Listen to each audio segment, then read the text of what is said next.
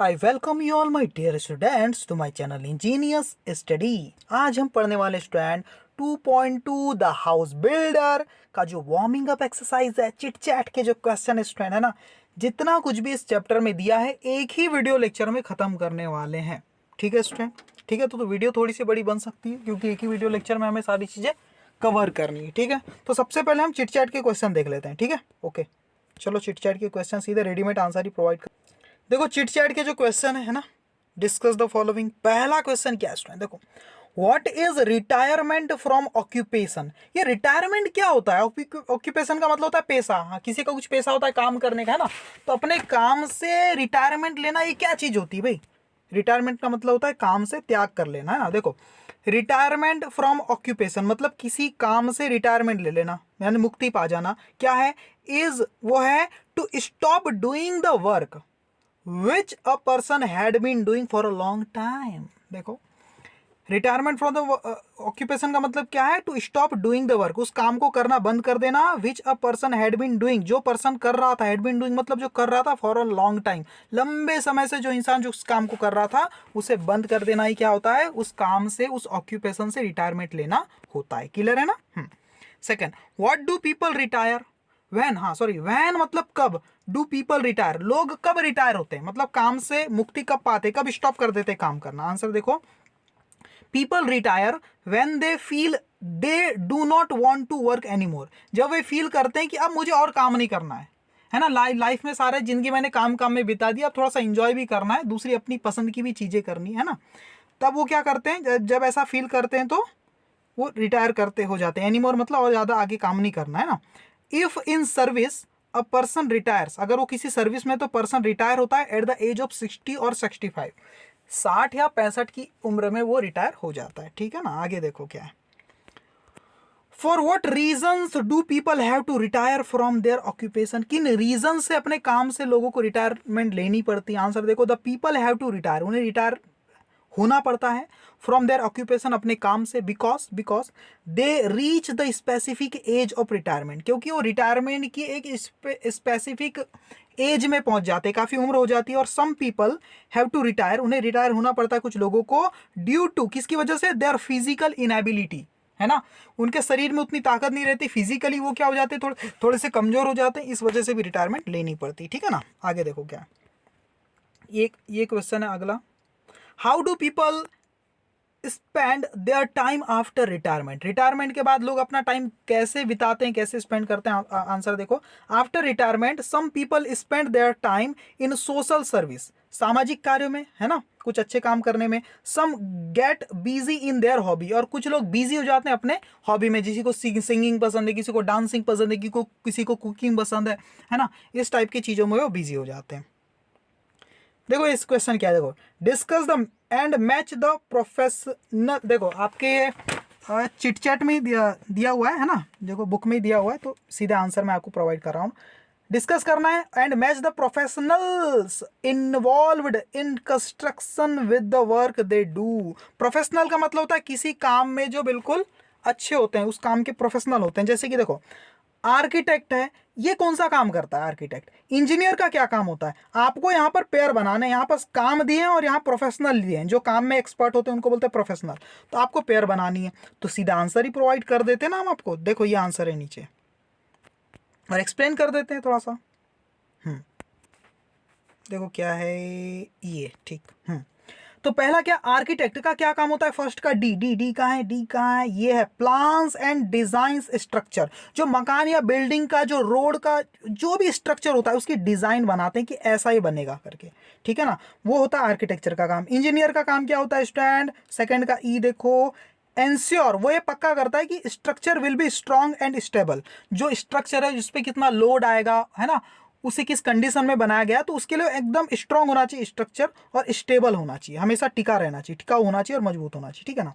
Building contractor का काम क्या होता है? थ्री का जी देखो, जी कहाँ है? ये सुपरवाइज कंस्ट्रक्शन। सुपरवाइज का मतलब होता है देख रेख करता है। कौन? बिल्डिंग का जो कॉन्ट्रैक्टर है, जो ठेकेदार है, वो क्या करता है? देख रेख करता है अपने काम की, अपने एम्प्लॉयज के काम की, एम्प्लॉयज, वर्कर्स, प्रोफेशनल्स, और जो प्रोफेशनल लोग जो है ना, उनकी काम की देखरेख करता है वो, है ना। कारपेंटर क्या काम करता है? फोर्थ का ए देखो, makes wooden framework of door, जो बड़ा ही होता है ना, लकड़ी का काम करता है, फ्रेमवर्क बनाता है, फ्रेम बनाता है किसके, डोर के, विंडो के, है ना। ये क्या है, टाइलर, टाइलर का काम है टाइल्स बिछाना, फ्लोरिंग वाला काम करता है ना। यहाँ लिखा होगा देखो 6 का क्या है, सी, 6 के सी में डज द फ्लोरिंग, फ्लोरिंग का काम करता है, ठीक है ना। और इंटीरियर डेकोरेटर, इंटीरियर का मतलब होता है अंदर, डेकोरेटर मतलब होता है डेकोरेशन करना, सजाना, यानी घर के अंदर के हिस्से को सजाने वाला। मतलब 7 का बी, बी क्या है, ब्यूटीफाइज, ब्यूटीफाइज मतलब सुंदर बना देता है, the inside of a house, घर के अंदर के हिस्से को क्या करता है, ब्यूटीफुल बना देता है, ठीक है ना। अब देखो सेकंड क्वेश्चन में बुक में जा रहा हूं पहले, ठीक है ना। बुक में देखो स्टूडेंट, सेकंड क्वेश्चन क्या है, a word can be broken up into units of pronunciation each having one vowel sound. जब हम किसी वर्ड को प्रोनाउंस करते हैं तो तोड़ तोड़ के प्रोनाउंस करते हैं स्टूडेंट, है ना, और एक साथ उसे बोल देते हैं। तो उसे जो प्रोनाउंस करते टाइम जब हम तोड़ते हैं ना स्टूडेंट, तो वो उसको बोलते हैं सिलेबस, उस टूटे टूटे पार्ट्स को क्या बोलते हैं, सिलेबल। तो एक वर्ड कई सिलेबल से मिलकर बना होता है, सही बात है, देखो ना। तो broken up into units of pronunciation each having one vowel sound, और जो टूटे हुए हिस्से होते हैं उनमें एक वॉवेल साउंड होता है, सही बात है, स्वर का साउंड होता है, विद और without constant sound around it, और उसमें एक कॉन्सोनेंट साउंड हो भी सकता है, नहीं भी हो सकता। Each such unit is called a syllable, तो इसी को सिलेबल कहते हैं। जब आप कोई लंबी चीज को प्रोनाउंस करते हैं स्टूडेंट, तो तोड़ तोड़ के प्रोनाउंस करते हैं, और ये प्रोनाउंसिएशन के जो टूटे टूटे जो हिस्से होते हैं इसको बोलते हैं सिलेबल, ठीक है। देखो जैसे टू, इसको एक ही सांस में बोल दिया आपने, गॉट एक ही सांस में बोल दिया, विल को भी, सी को भी, एक्सेट्रा। ये सब जो वर्ड है एक ही सांस में आपने बोल दिया, तोड़ने की जरूरत नहीं पड़ी, तो ये सब में वन सिलेबल है। क्या है, वन सिलेबल है, वन ही साउंड है, एक ही साउंड है, तो एक बार में आपने प्रोनाउंसिएशन इसका कर दिया, ठीक है स्टूडेंट, है ना।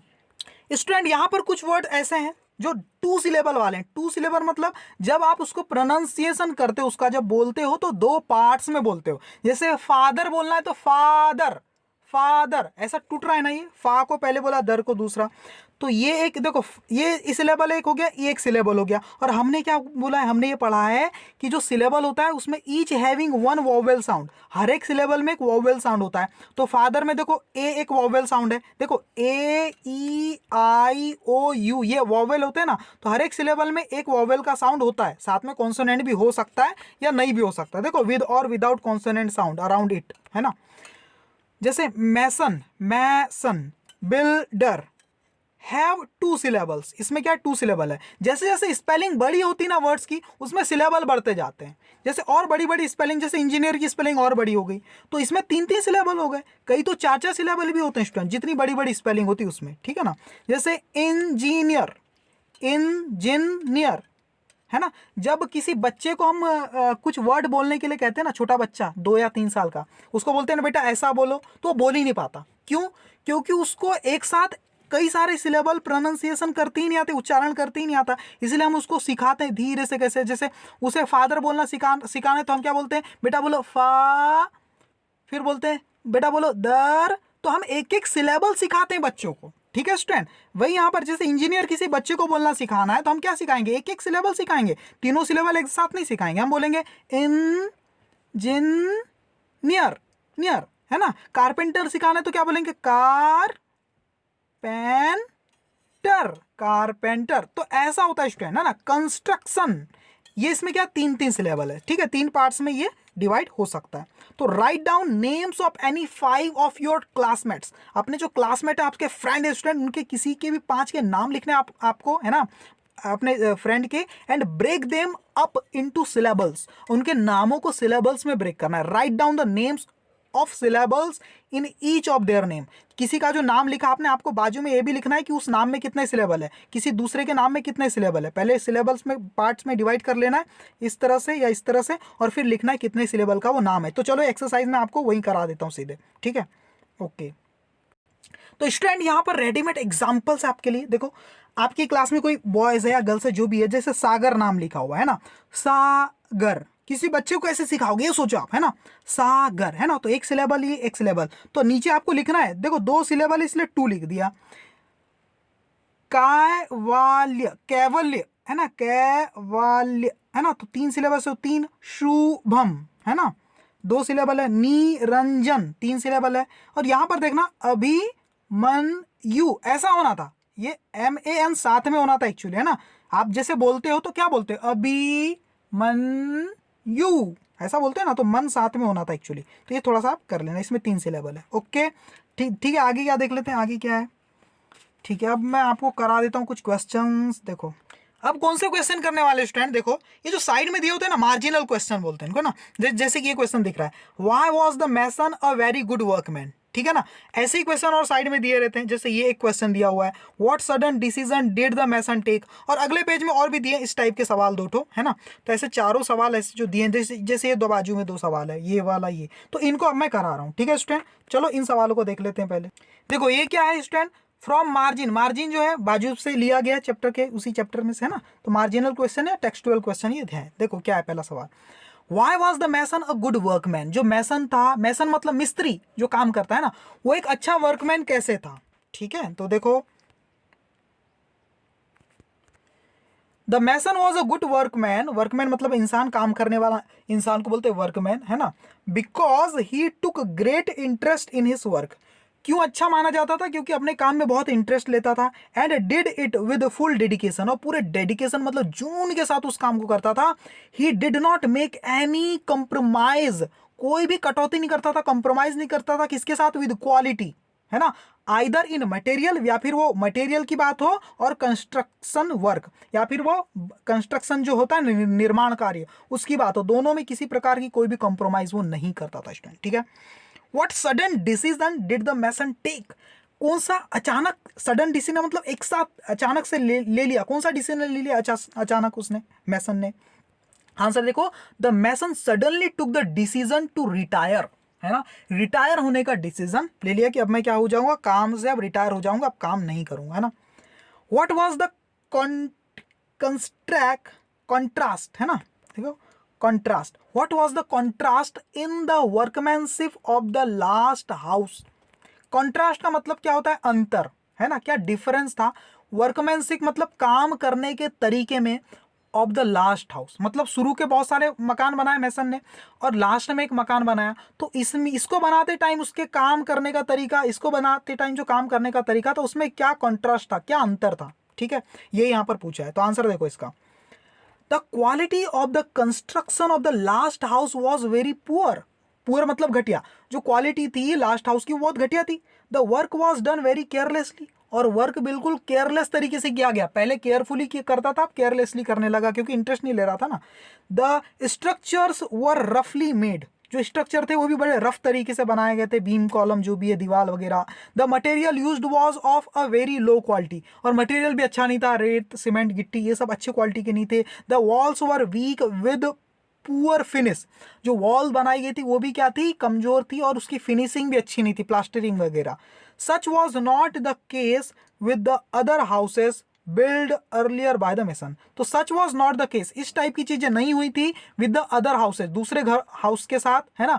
बिल्ड अर्लियर जो पहले बनाए गए थे, बाय द मेसन, मेसन के द्वारा, ठीक है ना, लेकिन लास्ट हाउस में ऐसा हुआ था, तो ये सब था।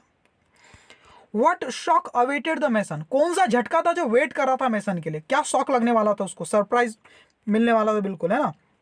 देखो, the mason was shocked when the contractor handed over, contractor shock हो गया जब कॉन्ट्रैक्टर ने, वो मैसन, मैसन क्या हो गया, शॉक हो गया, बिल्कुल झटका खा गया, जब कॉन्ट्रैक्टर ने क्या किया है, ठेकेदार ने हैंडेड ओवर द डॉक्यूमेंट, जब डॉक्यूमेंट उसके हाथ में दे दिए, एंड द कीज, चाबियां भी दे दी, of the house to the mason, of the house, उस हाउस की, है ना, उस हाउस की जो लास्ट में बनाया था उसने, किसको, मैसन को जब दे दी, तो वो चक्कर खा गया, बिल्कुल बिल्कुल शॉक हो गया, अरे यार ये तो मेरे लिए था क्या, मैंने कितना घटिया काम किया इसका, इसे अच्छे से बनाना था, आज तक तो अच्छे घर बनाया, लेकिन इसी को क्यों बिगाड़ दिया, बिल्कुल, है ना, ऐसा हो गया।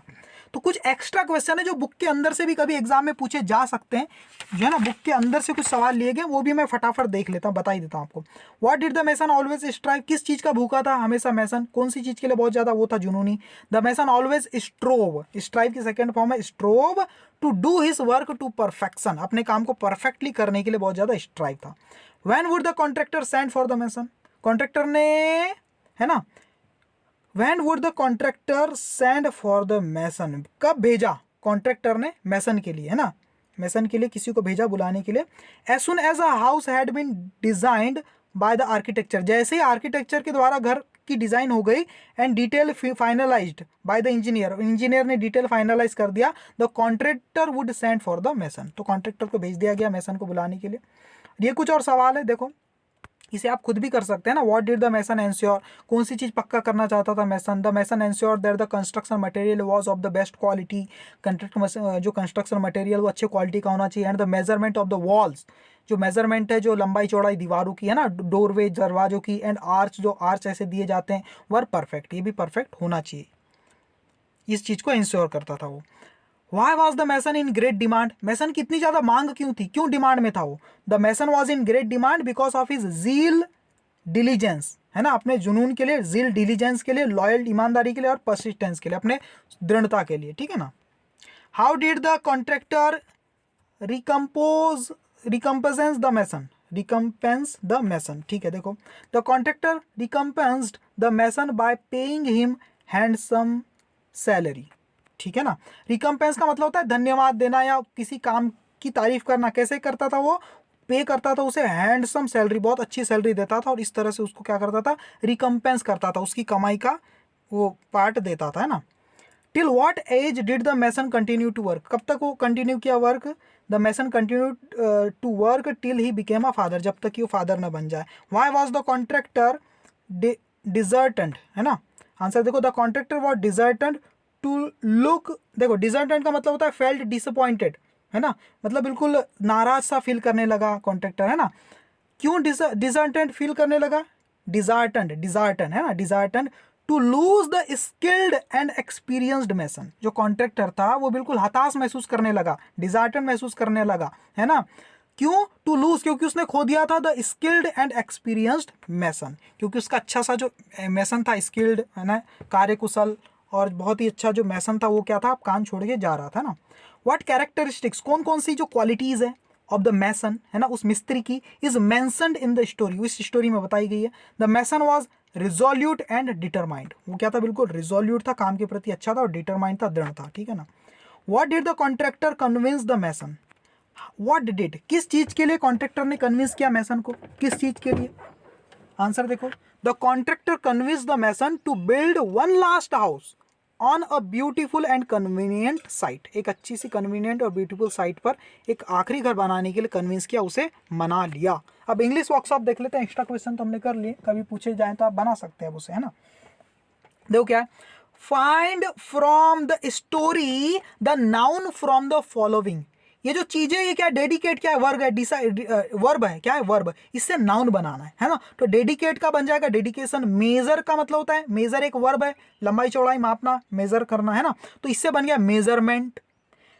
डिसाइड का मतलब होता है निर्णय लेना, और डिसीजन का मतलब होता है निर्णय, सही बात है ना। परफेक्ट का बन गया परफेक्शन, ठीक है ना। TION जोड़ दो, कभी MENT जोड़ दो, है ना, कभी SION जोड़ दो, तो नाउन बन जाते हैं, ठीक है ना। ओन से बन गया ऑनर, ऑन का मतलब होता है मालिकाना हक जताना, है ना, तो ऑनर बन गया, मालिक बन गया। गिव यानी देना, तो गिफ्ट मतलब जो दिया जाता है वो गिफ्ट बन गया। रिस्पॉन्सिबल से बन गया रिस्पॉन्सिबिलिटी। परसिस्ट से बन गया परसिस्टेंस, है ना, परसिस्टेंस का मतलब क्या था, दृढ़ता, यहाँ पर दृढ़ होना से बन गया वो परसिस्टेंस, ठीक है। देखो, चूज द प्रॉपर फ्रेज या expression to complete the some sentence meaningfully, जो सेंटेंस है उसकी मीनिंगफुली कंप्लीट करने के लिए यहाँ से कुछ चीज़ें आपको लेनी है, यहाँ से छाट के लिखना है। और सुनो, इसे देखने से पहले सुनो, एक मिनट, जितने भी यहाँ पर है इसको पहले खुद से करो स्टूडेंट, पहले सारे क्वेश्चन खुद से करो, फिर यहाँ से आप देखना, पहले तो अपना दिमाग लगा के खुद से करो, और फिर आंसर चेक करने के लिए यहाँ पे देखना। अभी पॉज कर दो, वीडियो को पॉज कर दो, ठीक है। चलो अब मैं बता रहा हूँ। She does her job with full dedication, पूरे डेडिकेशन से करता था। We should make up one's mind, यानी हमें क्या करना चाहिए, make up one's mind to help others, हमें अपने दिमाग को हमेशा तैयार रखना चाहिए दूसरों की हेल्प करने के लिए, व्हेन नीडेड, जब उन्हें हमारी जरूरत हो। तो ये आपको कैसे पता चलेगा कि कौन सा वर्ड यहाँ फिल करना है? मीनिंग निकालना है, सेंटेंस को पढ़ के मीनिंग निकालना है, उस मीनिंग में कौन सा वर्ड यहाँ फिट हो रहा है, उस अनुभव से आपको पता चलेगा क्या आंसर यहाँ पर आने वाला है, ठीक है ना। मिस्टर, जैसे as mister Jadhav was transferred to Chennai में ट्रांसफर हो गया मिस्टर जादव का। ही हैड टू, उन्हें करना पड़ रहा था उन्हें हैंड ओवर करना पड़ा अपनी जिम्मेदारियों को, रिस्पॉन्सिबिलिटीज को, टू हिज असिस्टेंस, है ना, अपने असिस्टेंट को। The labourer's income was not sufficient to meet the need of his family. Meet the need का मतलब क्या होता है? चीज़ों को पूरी करना, गुजारा करना, है ना।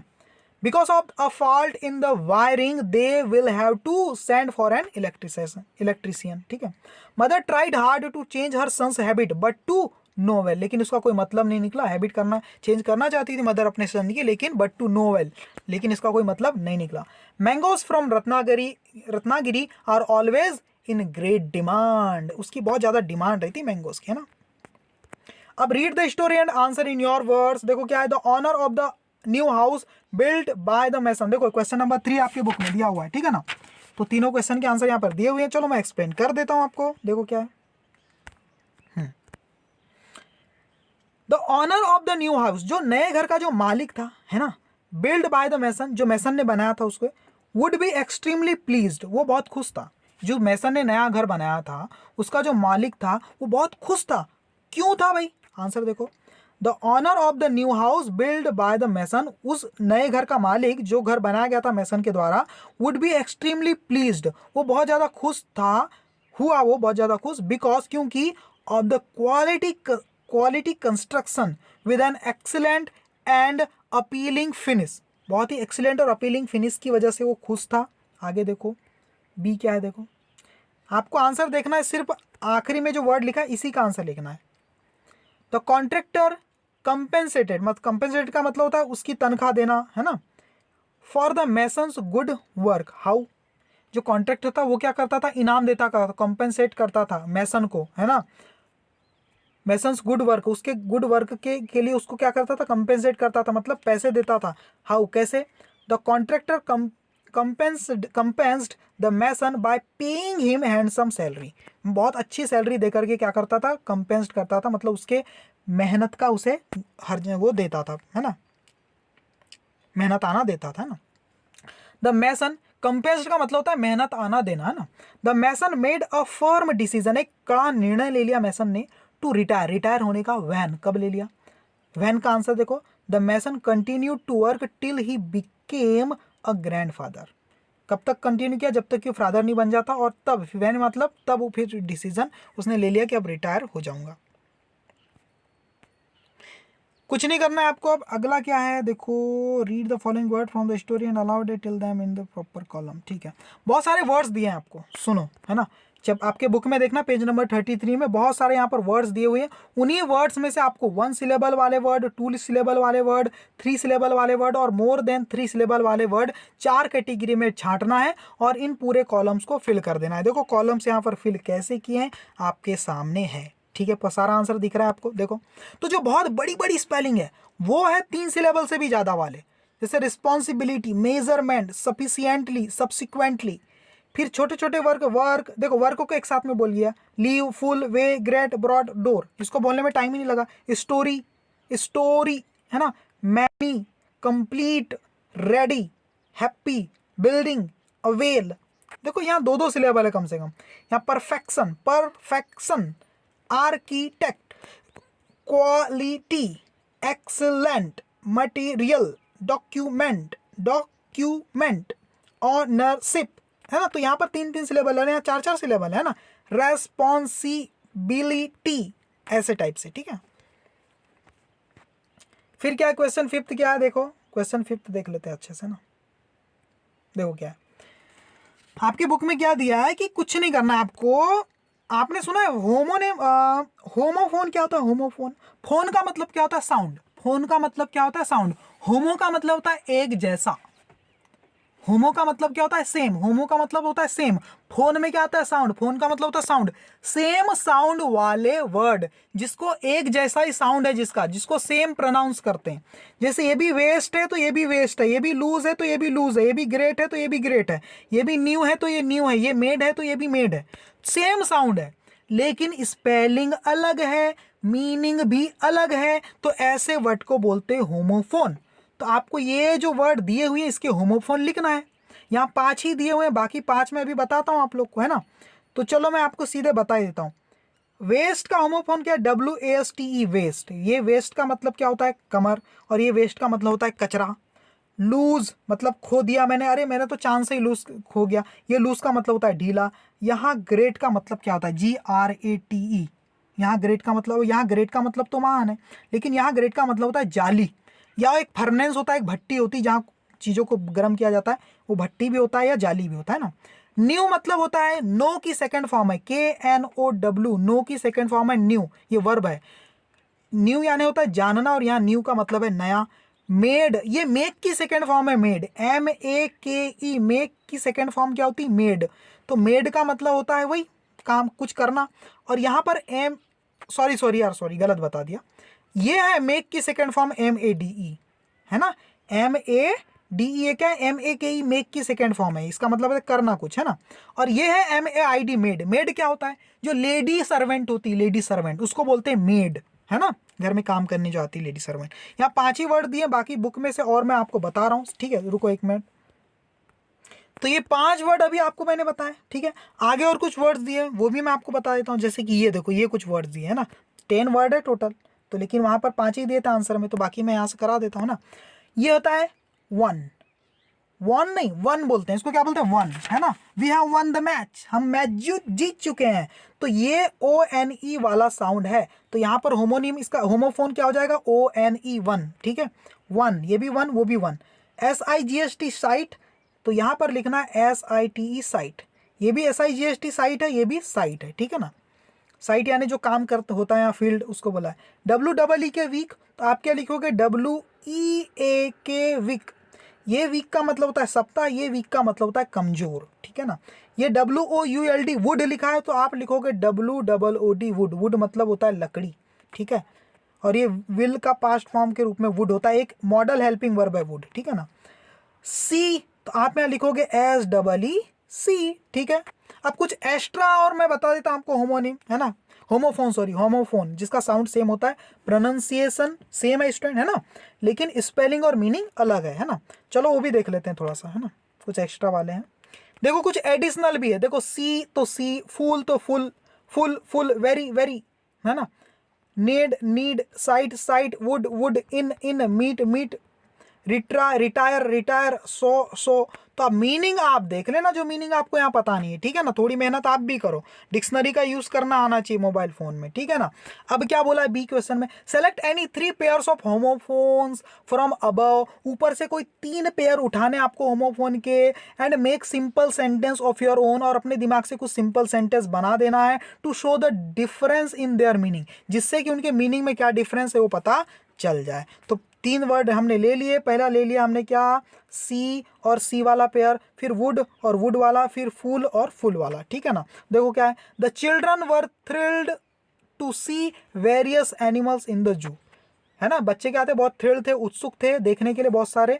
तो यहाँ सी का मतलब क्या निकाला देखना।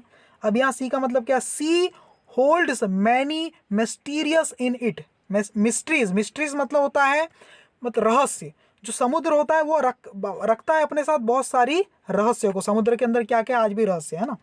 वुड का मतलब क्या है, we required wood to make furniture from, furniture बनाने के लिए हमें किसकी जरूरत है, वुड की। वुड मतलब यहाँ क्या हो गया, लकड़ी। और यहाँ वुड का मतलब would you please close the door, यहाँ मॉडल हेल्पिंग वर्ब हो गई। फूल क्या है, only a fool will believe your story, एक बेवकूफ़ ही विश्वास करेगा तुम्हारी स्टोरी पर।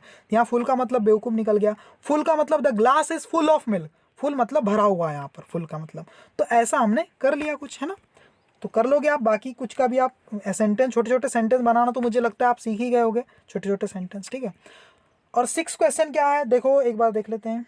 देखो कुछ एक्स्ट्रा एग्जाम्पल ही 3 ही बोला था, लेकिन यहाँ ज़्यादा दिए हैं। देखो साइट तो साइट, लूज तो लूज, मेड तो मेड, तो ये एग्जाम्पल दिए है ना। Sight would, we would sight different birds and animals in the forest, है ना। वी कुड साइट, है ना, सही है। यहाँ साइट का मतलब होता है, देखो the police visited the site of accident, site का मतलब होता है स्पॉट यहाँ पर, है ना। और यहाँ we could sight different birds and animals in the forest, है ना। साइट का मतलब देख सकते हैं हम, है ना, नज़र रख सकते हैं, है ना। Loose, after some years the children loose interest in cartoon, loose का मतलब होता है खोने लग रहे हैं, इंटरेस्ट कम हो रहा है उनका, है ना। यहाँ लूज का मतलब होता है ढीला, the dress Anita is wearing is very loose, Anita का ड्रेस जो पहना उसने वो लूज है। यहाँ मेड का मतलब क्या है, यहाँ मेड का मतलब है मेक की सेकेंड फॉर्म, बनाना। The student made some experiment, उन्होंने कुछ एक्सपेरिमेंट बनाया या किया इन द लैब, है ना। यहाँ मेड का मतलब जो काम करते जो लेडी सर्वेंट है ना, अवर मेड वर्क्स वेरी नाइसली, हमारी जो मेड है वो बहुत अच्छा वर्क करती। 6 और लास्ट क्वेश्चन क्या है देखो स्टूडेंट,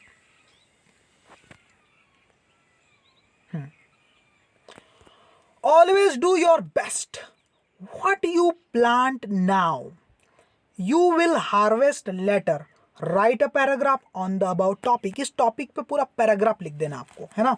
क्या बोला, इस टॉपिक का मतलब क्या है, ऑलवेज डू योर बेस्ट, हमेशा अपना क्या करो, बेस्ट देने की कोशिश करो। व्हाट यू प्लांट नाउ, जो आज आप बो रहे हैं, व्हाट यू प्लांट नाउ, आज जो आप बो रहे हैं, यू विल हार्वेस्ट लेटर, वही आप बाद में काटोगे। मतलब जैसे आज आप काम कर रहे हो वैसा ही फल आपको इन फ्यूचर मिलेगा। तो इन बातों के ऊपर आपको पूरा पैराग्राफ लिखना है, इस आइडिया को थोड़ा एक्सपांड करके लिखना है। तो पूरा का पूरा यहाँ पर लिखा हुआ है, आप इसे अच्छे से पढ़ लीजिएगा। दिख रहा है आपको, ठीक है, ख़त्म, अच्छे से आप पढ़ लीजिएगा, ख़त्म। अब मैं बाद में कराऊंगा अगला चैप्टर, ठीक है। तो ये मेरा कैसा लगा एक्सप्लेन करने का तरीका, ज़रूर कमेंट करके बताना, मुझे वेट रहेगा आपकी कमेंट्स का, आपके लाइक का, ठीक है। Thank you very much student.